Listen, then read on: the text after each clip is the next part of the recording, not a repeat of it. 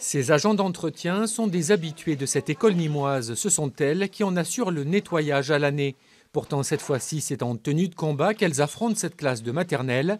Sol, robinet, poignées de porte ou bureau, rien n'est laissé au hasard.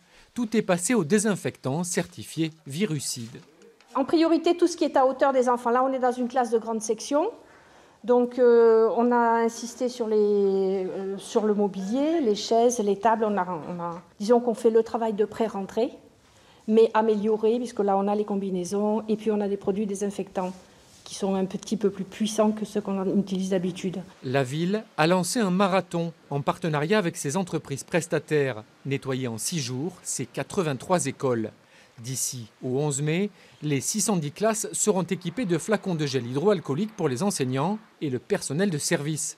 Des distributeurs de tissus essuie-mains seront tous échangés contre des modèles avec papier jetable au fur et à mesure des reprises de classe des élèves.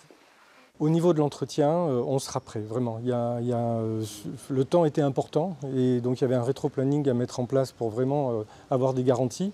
Et donc par rapport à ce que font les professionnels et ce qui avait été défini avec les services techniques de la ville et la direction de l'éducation, on sait que sur ce plan-là, on sera prêt. Ces mesures de désinfection et d'équipement contre le coronavirus représentent 250 000 € supplémentaires à la charge de la commune. Un bond de 10% de la facture annuelle de nettoyage, le prix à payer pour rassurer parents d'élèves et enseignants.